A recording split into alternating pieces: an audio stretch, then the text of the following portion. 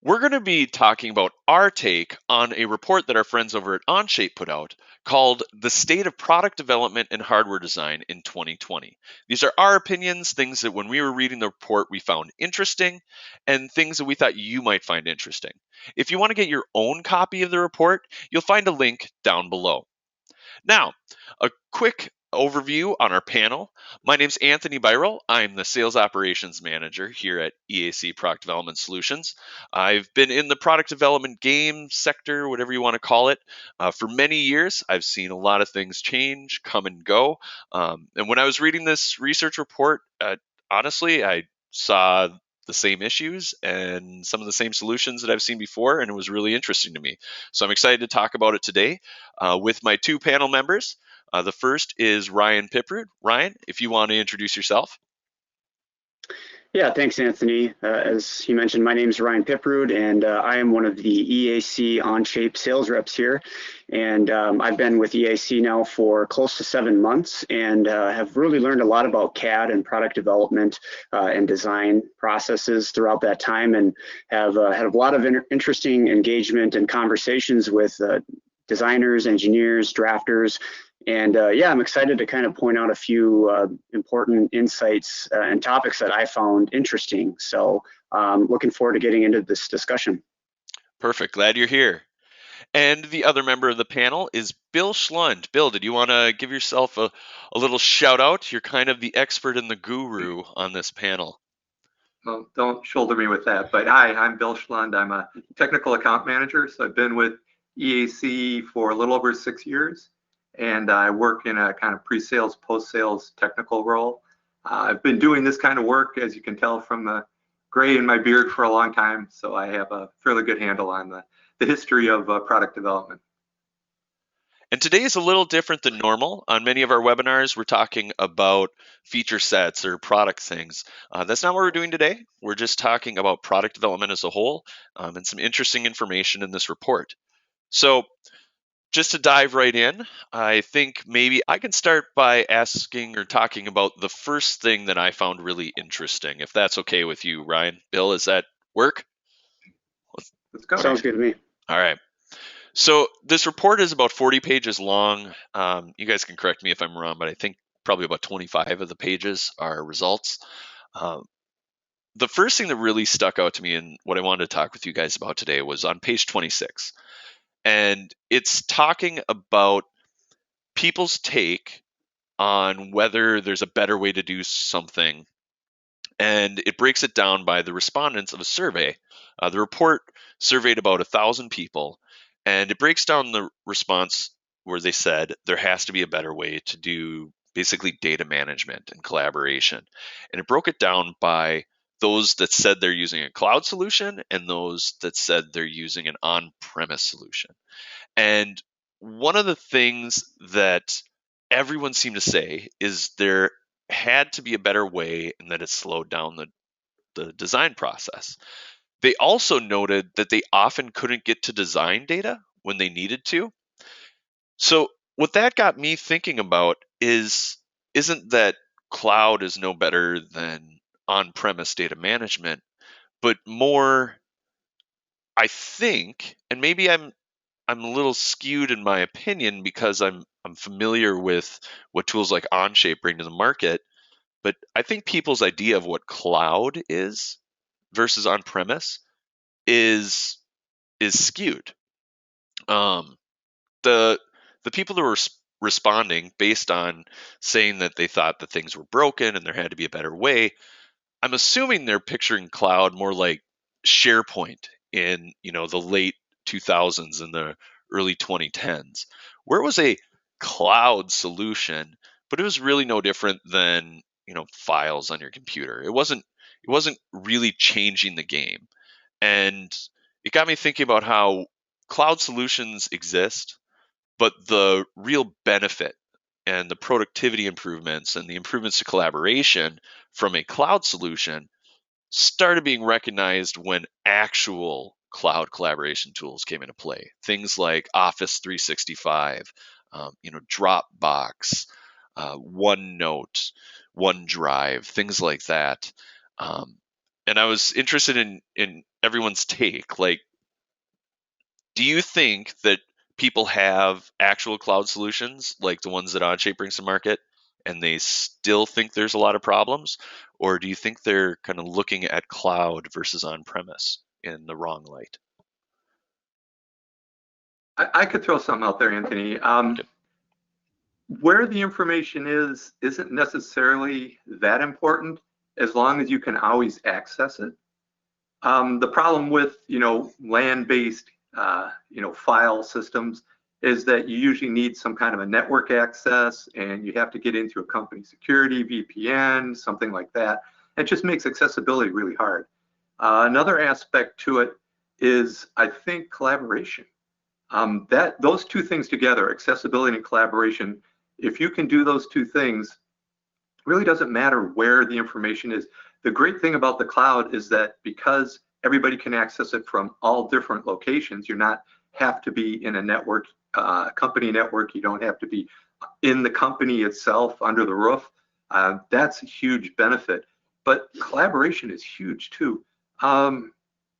People kind of think about it as, well, I don't know, we're going to work on the same thing at the same time. That can be kind of an issue. And I'm going to screw up what you're doing. And, I'm thinking about it. We're going to be doing Thanksgiving pretty soon.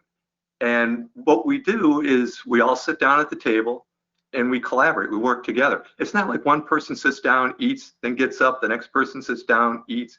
I mean, that would take forever. We all sit down and we work together, passing the food around, talking about things. If somebody's hogging the turkey, I say, hey, save me a drumstick. Really, to kind of collaborate. And the thing is, people are really, really good at it. So if we can get a product development system that allows us to collaborate, work on the same thing, it does things really, really quick, and then we'll have more time to watch football. There you go. Right. Yeah, and I think too, there's some confusion about cloud-based versus, well, the different types of cloud-based. There's things like putting partial cloud in, maybe on in the cloud, you could say, on a device, or but with Onshape, it's fully cloud-based. Like, there's nothing that is downloaded or installed. Whereas some of these other solutions, they like to tout that they are cloud-based, but there's still some small download needed and installation. So therefore, it differentiates itself to what Onshape actually is doing, and it is fully cloud-based, just like it is with Google Docs, where you're seeing changes happen in real time, whether you're sitting, across the hall from them or, across the globe, really. So I just think there's some misunderstanding there when I'm having some of these conversations, and so I'm excited to just see Onshape grow and cast a wider net, attracting more people to move to a fully cloud-based system. Yeah, I'd love to see people's idea of what cloud is change, because the collaboration tools in a truly cloud space, whether it's Dropbox or Onshape or Office 365, over the last couple of years since really adopting that in my role, like it makes you so much faster. It's just ridiculous how much faster it can make you. But it's just something that I thought was interesting. It was on page 26 of the report. Did one of you have anything that caught your eye as you were going through it? Well, I wanted to Ryan brought up a really good point about the cloud-based thing. That seems to be, kind of a hot topic as of late. And the one thing that marketing will always do is say, well, we're cloud-based, or we're cloud-centric, or we're cloud something or other. And the only thing you have to ask somebody is, do you have to download some kind of plugin or some kind of partial install? If any of that has to happen, you're not really a cloud-based system. I mean, then you're just kind of fixing something to make it look like it is. So, I mean, that's really a simple question to ask people if you really want to be purely cloud-based is, how much crap you got to load on your computer in order to be cloud-based? If it's anything, it's not. Do you think that kind of halfway approach is why people are saying they're cloud-based, but they still think it's all broken? Yep, yeah. That's exactly right. Yeah, I mean, because now there's PDMs systems that can be in the cloud, and you can also use things like OneDrive. But essentially, it's missing what Onshape can do is in the fact that there are no files with that kind of a system or setup. you're just essentially taking copies of files, pushing them into the cloud. And so it's really, maybe it solves some problems, but it's kind of creating others in the same boat. And so Onshape is, again, that's where it sets itself apart, being that it is a fileless environment where someone can just log on through the internet browser and knowing that they're on the latest version of that file as well as the software system. Yeah. But that's all I had on that point. Who wants to go next? Bill, did you think of anything that kind of stuck out? Yeah, I was kind of talking about or thinking about some things along the lines of what engineers think. Well, their opinion. There's a nice breakout interviewing the different, the engineering design group as opposed to the executives and the upper level management, and kind of what they thought about things in different aspects of product development. And something that stuck out to me, because I've been doing CAD for a long time, is that 2/3 of the respondents thought that their CAD tools were really good, capable of doing what they want to do. And like 3/4 of management thought the same thing. But then if you look at it and you're talking about, managing data, they say there's all kinds of issues with finding things and getting the right data at the right time and all of that. Then they start bringing in that data management. That drops way down to like half the people or less think that that's, capable of what they're using. So I can see that you get involved with a particular tool and you say, this is the best tool in the world because I know how to use it. I can make it do what I want. But there's a lot more to it than just making parts. The whole product development system is involved in a lot more things than generating geometry. And if you step back and look at it as a whole, that's the problem you have to fix. It's not one particular point of the product, a particular tool. It's the approach that you take to the whole thing and all the capabilities that you bring to accomplish that task. But I thought it was really interesting that people are really high on their CAD systems, both from a management and a user standpoint, yet they realize that they have issues. So, where are those issues? Yeah, I picked up on the same point as you did when I was reading through it. They said that their tools were great, but then oftentimes would rank themselves very low in other things, like how innovative they are or how productive they are. And I I think I took a kind of harsher approach when I was reading that information. It made me think that people are doing things the wrong way, but they think with the right tools. And the fact that they were rating themselves high makes me think that they're just willing to probably keep doing things the wrong way because they've always done it that way. And they have the right hammer, right? They have the right hammer, so they're going to keep swinging that hammer, even though there's a nail gun on the shelf, kind of thing. It was interesting, the gaps in the analysis in this report. I think Ryan, you had mentioned a point about that earlier too, didn't you? Or when we were talking at another. Yeah. Yeah. Yeah, I mean, like one of the biggest insights that stuck out to me was it kind of relates to this, yeah, is the disconnect between, executives and individual contributors about their, biggest problems in product design. And if you look on page 17, one thing that was really interesting to me was that, we kind of touched on here, executives seem to have oftentimes more of an inflated view of their company's current technology landscape and their capabilities, while on the other side of the coin, these designers and engineers, they have a different perspective and view and are really more critical of their company's technology tool set. And so, one of the biggest differences there I noticed was also a flexible work environment. These rank and file engineers and designers really don't feel like they're appropriately set up for this type of a setting. And so, with things going on in today's world with the pandemic around COVID, it's going to be tough to adapt to those working environments. And if you don't have that technology to do so, it's going to be hard in order to, keep a competitive edge there. So. And more than if you don't have the technology, if you think you have the technology but you don't, it's going to be difficult. And that's kind of what those stats show is the executives and the managers are like, yeah, we got this on lock, like we're good to go. And then the users are like, Right. And that can cause problems. You know, the management says we need to have this project done by X amount of time because everything's going great.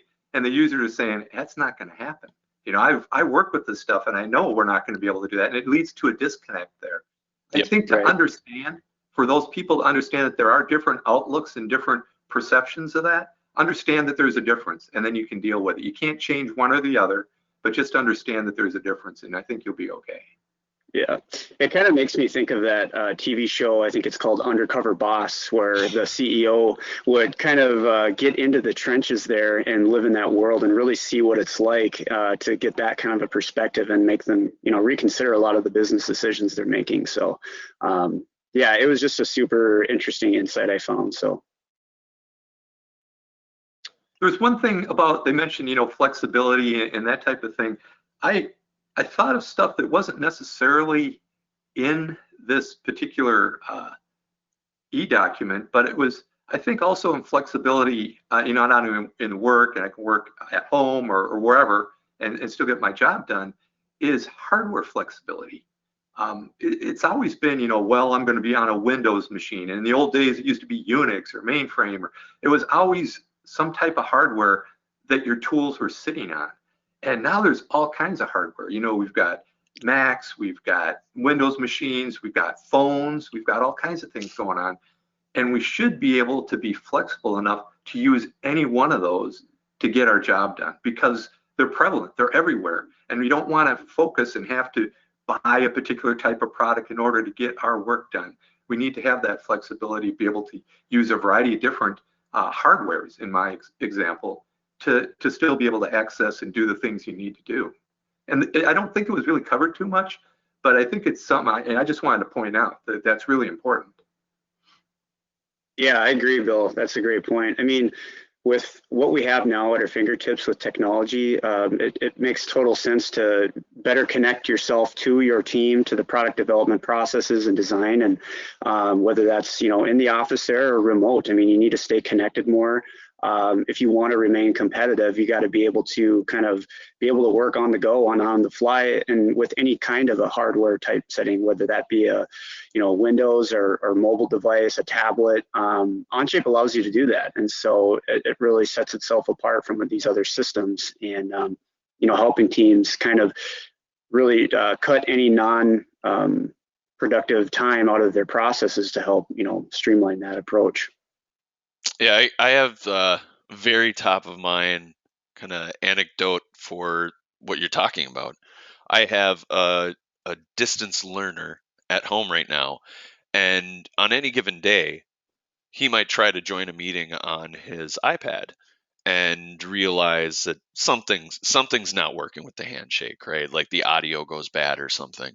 So we're jumping from an iPad to a Windows laptop to, in a real pinch, he might get my phone. And the only reason I'm able to do that is because the platforms that we're using aren't, to your point, tied to a Windows machine, Bill, like they were in the past.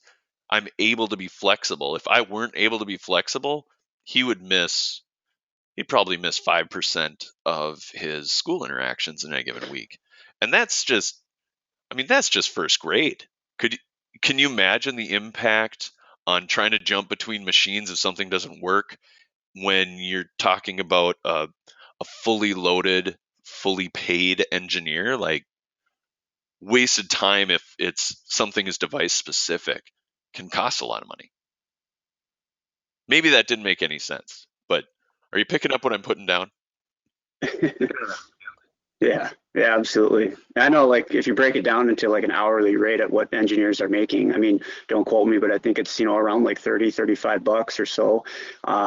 That adds up, maybe it's a little bit of time in a day or in a week, but I mean, that amount of money can add up and be costly and, hurt the business. So Yeah, you need to keep your staff nimble. exactly. So. Yeah, and another thing too, on pages 11 and 12, what I thought was interesting. It was talking about like, what do engineers and executives want to improve in 2020? And it talks about a little bit on the gap analysis of importance versus their current abilities that they have. And so on page 12, the graph talks about where companies feel, they're dissatisfied and falling behind, and it covers areas like, is this area critical for success? And are your current capabilities good or excellent? And what was really shocking to me was a couple huge gaps there between executives and end users, which was early communication, visibility, and clarity in the design process. Also minimizing, time spent on non-design related activities and overhead. And, what was crazy is that of the top 8 most important priority areas, 7 of them are related to communication, collaboration, and improving teams' access to tools and data. So they put it nicely. It's essentially like a telling story that companies know that they're lacking in these areas, and they know that the future is in the cloud. And at some point, they're going to have to take that leap of faith if they want to, achieve those peak productivity levels and keep a competitive edge. I think before people pull the trigger on that, though, they're going to need to close the gap on expectation and perception of how well they're doing. We talked about it earlier between the executives and the end users, right? They say that it's important and they need to do better, but then the people that are holding the purse strings and the decision makers think they're already doing great, and that's going to be a problem that I think is going to impact company success. Mm-hmm. Exactly. I mean, it needs to be something that everyone's aligned with, not just from executive and leadership level, but all across the board. I mean, this needs to be a company idea and movement to the cloud, and it should be exciting for teams to think of that and taking that next step. So one other, yeah. So one other thing that I found interesting was on page 25 of the report, and it's really throughout the report multiple times. It notes that most users agree that collaborative tools like PDM or PLM systems help avoid costly mistakes. And it seems to kind of go across all the demographics of the people that were surveyed: big companies, small companies, end users, executives, so on and so forth. And if that's the case, then it surprises me that more of those companies haven't adopted some sort of accessible PDM PLM solution. Because the chart on page 25 calls out that a lot of companies with 1 to 50 engineers still haven't adopted a solution.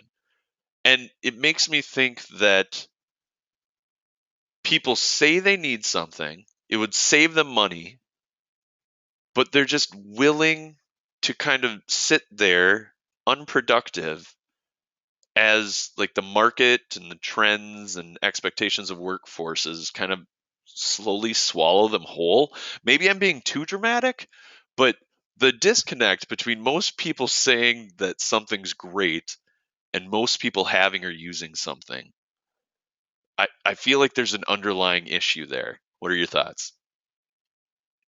I agree 100%. If we just talk about like PDM or PLM, the question is, when do you get it?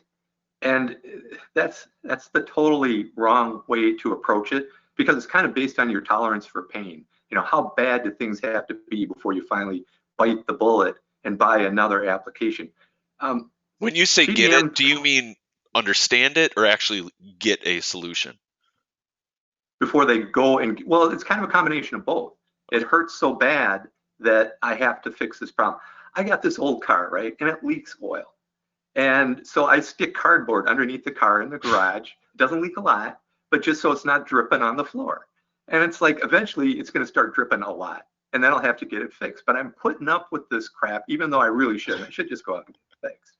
And so when you're talking about that, where, people are just kind of moving along with the same thing, not rocking the boat. PDM solves, and kind of going back to that, PDM is fixing a problem that really shouldn't be there at the very beginning. The thing is that it's a 1-2 step type thing. I buy something to develop a product, and then after a while we make so many files, and there's so many copies of files, we got to do something because people are overwriting things, they're losing things, they can't find anything. We need to get a PDM system. So that's step 2. And it's a whole nother application. It works differently, it looks differently, even if it's from the same company. You could put the CAD system up next to the PDM and they look totally different. And they don't do the same things. PDMs have check in, check out, where used, all this other stuff that CAD doesn't do. You need something that does all of that, so you don't have to do this 1-2 step, and you don't have to go through that pain. And a lot of times in CAD, you can go and right mouse button on something in an assembly or on a part, and you can say, I want to change its properties, or I want to redefine it, or I want to do something. All CAD systems are like that. Well, when you right mouse button, why can't you say, where is this part used? Or I want to submit this to be released to manufacturing. Why does it have to be? Because they're separated. Yeah. Yeah, it doesn't have to be. That's the whole thing, and it shouldn't be. Then you only have one solution to deal with. So I kind of got on a soapbox a little bit. Yeah, I was just gonna say, I'm sensing some passion there. Some steam coming off your head. No, yeah, it's a good point though. Yeah, I mean, yeah, it's like they're maybe nice to have in a sense. Like, okay, we've got so many copies and copies and copies of files. Like, you get a little more sophisticated, get a PDM system to help you get access to the latest version of a file. But then here lies another issue where you have multiple engineers needing access to the same design, but only one can work on it. I mean, when they check it out, nobody else can get access to it until it's checked back in. And so what that's doing is, again, yeah, it's nice you're getting access to the latest version, but it's creating these slow sequential serial workflows that are just unnecessary when it should be the other way, where anyone can get access to it in real time to keep processes moving forward. And it allows, it's something I was going to touch on later, but I think it's good to point out too. And it helps avoid the cost of change down the road. It's better to be able to iterate faster and better on designs earlier in the process, rather than later on down the road, where it could cost you a lot of rework and lost materials and things like that. And so I don't know, that's just especially if you're still doing it in a serial way, right? It's not like you just go back and everybody changes something. It's person 1 changes something, then person 2 changes something, person 3, and you're going through the whole timeline again. Yeah, and not only that, it's also the cost associated with maintaining a PDM system. I mean, they're expensive up front, and then just the maintenance of them, on top of everything else with these engineering grade laptops, the software licenses themselves, and just the army of IT professionals that you need behind you to help with these like IT overhead issues and maintenance. So, all right, who else has something that stuck out from the report? Have we covered everything? I know we've been going for about half an hour here. I got one last thing. All right, and what do you got? It has to do with stolen time. Something that kind of we just touched on it a little bit about data management and being able to access data quickly and get the right stuff. Unproductive meetings, but then they also talk about losing work because of crashes. That's something that, software crashes, right? You lose work. So do you turn on automatic save? Do you save frequently? I mean, those are all things we learn to do as engineers and designers. But the thing is, you need a system that remembers everything you do, because it knows everything you did. It's just being able to get at it. And Onshape's awesome with that. Everything is captured, and I don't mean to be pushing one product or the other, but it really frees up your inhibitions to worry about if you're going to crash or not when you do something. And another thing is technology and maintenance. Look at all the times people say, well, this weekend, we're getting new hardware, so everything is going down, or we're doing all this stuff. That's a whole nother issue that's just a pain that you have to deal with. So those are just some things that kind of stood out to me. Also, this whole unproductive meetings, I guess I could bring up, like, when's this thing going to end?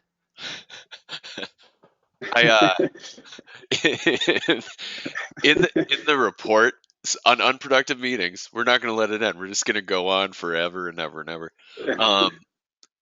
Unproductive meetings, I thought that would be the #1 complaint of people that were in the engineering and design world, but it wasn't. It was some of the other things surrounding CAD tool issues and PDM, PLM style collaboration issues, and it was really exciting. I can't remember what page that was on. I don't know if either of you remember, but um, I'll put it on screen here when I find it. But that was something that was interesting to me because I've been in this world long enough to hear engineers at length talk about unproductive meetings and how much they despise them for decades now. So I was amazed that that fell below other collaboration things as a main problem in the day-to-day workflow.